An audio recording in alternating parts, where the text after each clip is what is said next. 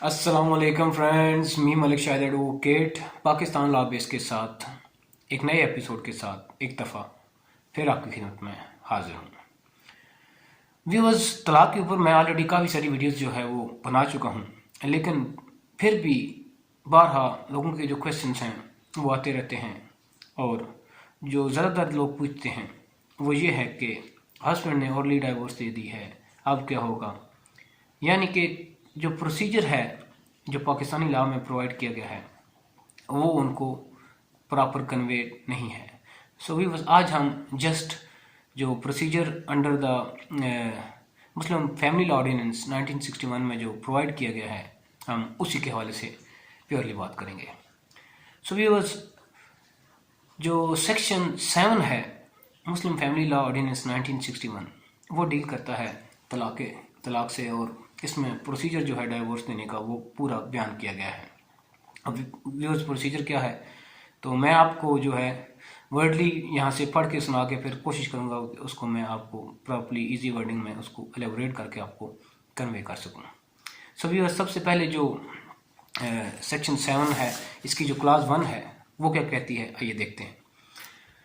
Viewers, section 7 की जो class 1 है उसमें बयान किया गया है कि any man who wishes to divorce his wife shall as soon as may be after the pronouncement of talaq in the form of whatsoever give the chairman notice in writing of his having done so and shall supply a copy thereof to the wife। जो पहली class है वो ये बयान करती है कि जब भी कोई बंदा विलिंग होता है अपनी वाइफ को डाइवोर्स करने के लिए तो उसने चाहे वो किसी पर्पस किसी मोड से जो है उसने डाइवोर्स की हो अपनी वाइफ को, ओरली की हो, थ्रू टेक्स्ट मैसेज की हो, किसी से, वो पाबंद है कि वो उसको तहरीरी तौर पे जो है एक नोटिस बनाकर वो चेयरमैन यूनियन काउंसिल को एक दे और उसी नोटिस की एक कॉपी जो है वो वाइफ को भी प्रोवाइड करे। यहाँ पे वर्ड शैल का यूज हुआ है और ये हस्बैंड के ऊपर बाइंडिंग है। आगे जो इसकी क्लास 2 है वो कहती है कि whoever contravenes the provision of subsection 1 shall be punishable with a simple imprisonment for a term which may extend to 1 year or with fine which may extend to 3000 rupees or with both। यानी कि अगर कोई husband जो है वो class 1 जो है इसको फॉलो नहीं करता तो उसको जो है 1 साल तक की जो है वो सज़ा हो सकती है और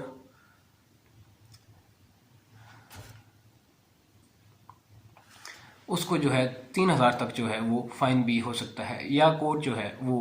दोनों ही अनाउंस कर सकती है पनिशमेंट्स। अब व्यूअर्स, पाकिस्तान में बेसिकली ये प्रोसीजर फॉलो नहीं किया जाता और जो फैमिली कोर्ट्स हैं वो नॉर्मली ऐसे केसेस को जो है वो इतना सीरियसली लेती भी नहीं है क्योंकि लोगों के पास जो है वो प्रॉपर नॉलेज नहीं होता। सो व्यूअर्स, जो प्रॉपर प्रोसीजर है वो यही है कि जो नोटिस है, पहले चाहे आपने ज़बानी डाइवोर्स कर दिए तो आप उसको एक नोटिस जो है वो तहरीर करके जो है ना यूनियन काउंसिल को आप उसको कन्वे करें। और इन केस अगर कोई बंदा जिसने डाइवोर्स कर दिया ओरली लेकिन उसके बाद वो तहरीरी नोटिस जो है वो बना के वो यूनियन काउंसिल को कन्वे नहीं कर रहा, हालांकि वो एडमिट करता है कि उसने डाइवोर्स कर दी है, तो जो वाइफ है उसके पास ऑप्शन है कि वो फैमिली कोर्ट में जाके under section 7 sub section 2 application दे सकती है कि वो इसके अगेंस्ट जो है तादीबी कार्रवाई करे। अब जो क्लास 3 है वो ये कहती है कि save has provided in sub section 5 ए तलाक unless revoked earlier expressly or otherwise shall not be effective until the expiration of 90 days from the day on which notice under subsection 1 is delivered to the chairman। अब viewers, जहाँ पे जो चीज़ अहम है वो ये है कि तलाक आसन वो होती है जिसमें एक नोटिस जो हस्बैंड वाइफ को करता है उसके बाद 90 डेज़ का टाइम होता है। अगर वो 90 डेज़ के दरमियान की जो है रुजू हो जाता है तो वो तलाक एक हो जाती है, लेकिन उनका जो रिश्ता है इज़्दवाज वो ख़त्म नहीं होता और दोबारा वो एज़ मियां बीवी रह सकते हैं। इसी तरह अगर तलाक हसन है तो उसमें प्रोसीजर ये होता है कि एक नोटिस दिया, उसके बाद महीने के बाद दूसरा नोटिस होता है और उसके बाद महीने के बाद तीसरा नोटिस होता है। अगर जो पहला नोटिस होता है उसके बाद भी रुजू हो सकता है, जो सेकंड नोटिस होता है उसके बाद भी रुजू का ऑप्शन मौजूद होता है, लेकिन जो थर्ड नोटिस होता है उसके बाद वो तलाक जो है वो बाइन हो जाती है। लेकिन अंडर द सुनी लॉ ये कहता है कि अगर जो तीनों डाइवोर्स हैं, ट्रिपल डाइवोर्स, वो इकट्ठी दे दी जाएँ तो उसके बाद वो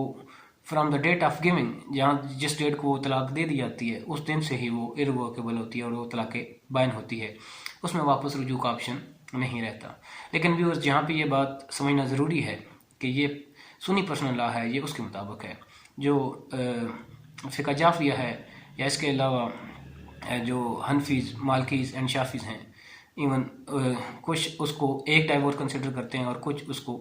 जो है वो इम्प्रॉपर या इलीगल डाइवोर्स कंसिडर करते हैं। अब व्यूअर्स जो सेक्शन इसकी जो क्लास 3 है वो ये कहती है कि जहाँ पर तलाक़ बाइन ना हो, तलाक़ रजई हो, तो उसको जो है वो विदिन 90 डेज जो है एक तहरीरी नोटिस देकर उसको रिवोक भी किया जा सकता है, उसको कैंसिल भी किया जा सकता है, और उसके बाद वो जो आर्बिट्रेशन काउंसिल या यूनियन काउंसिल है वो अपनी प्रोसीडिंग जो है उसको रोक देती है। अभी और जो क्लास 4 है वो कहती है कि within 30 days of the received of the notice under subsection 1, the chairman shall constitute an arbitration council for the purpose of bringing about a reconciliation between the parties, and arbitration council shall take all steps necessary to bring about such reconciliation। अभी बस जहाँ पर जो notice जो तहरीरी वो chairman union council को भेजा जाता है तो वो बाउंड है कि वो विदिन 30 डेज उस नोटिस के मिलने के 30 डेज़ के अंदर अंदर वो जो है वो आर्बिट्रेशन काउंसिल बनाता है और दोनों पार्टियों को नोटिस जारी करता है और एक डेट ऑफ हियरिंग मुकर्रर करता है, और पूरी कोशिश की जाती है वहाँ पर कि दोनों पार्टियों के दरमियान जो मामला है वो सेटल डाउन करवा के इनकी रिकन्सिलेशन करवा दी जाए। लेकिन अगर रिकन्सिलेशन वहाँ पे फेल हो जाती है तो उसके बाद इद्दत का जो खर्चा है वो मुकर्रर करके यूनियन काउंसिल जो है वो सर्टिफिकेट ऑफ डाइवोर्स जो है वो पार्टीज को जारी करती है। अभी और जो नेक्स्ट क्लास है उसकी, उसमें ये लिखा गया है कि if the wife will be pregnant at the time of तलाक इज प्रोनाउंस्ड, तलाक shall not be effective until the period mentioned in the subsection 3 or pregnancy whatsoever be later ends। अभी और जहाँ पे डाइवोर्स की जाती है और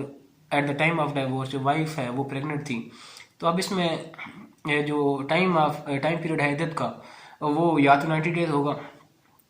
या फिर उसमें जो अनटिल जो प्रेगनेंसी जो डिलीवरी है बच्चे की, जो बेबी की डिलीवरी तक जो है उसकी डेट जो है वो एक्सटेंड हो जाती है। यानी कि या जो भी डेट पहले ख़त्म हो जाए, अगर प्रेगनेंसी की डेट जो है वो पेंडिंग है और 90 डेज़ पहले ख़त्म हो गए हैं तो फिर भी जो वो मामला है वो एट द जो प्रेगनेंसी है वो चलता रहेगा, और इवन अगर प्रेगनेंसी की डेट पहले ख़त्म हो गई है तो तब भी वो मैटर जो है वो 90 डेज़ तक वो मामला चलता रहेगा, और उसके बाद जो है यूनियन काउंसिल जो डाइवोर्स सर्टिफिकेट ऑफ डाइवोर्स है वो जो है वो जारी कर देगी। अभी और जो इसमें 6 और लास्ट क्लॉज है वो ये कहती है कि nothing shall debar wife whose marriage has been terminated by तलाक effective under this section from remarrying the same husband without any intervening marriage with the third person unless such termination is for the third time so effective। अब ये 6 class है वो ये कहती है कि जहाँ पर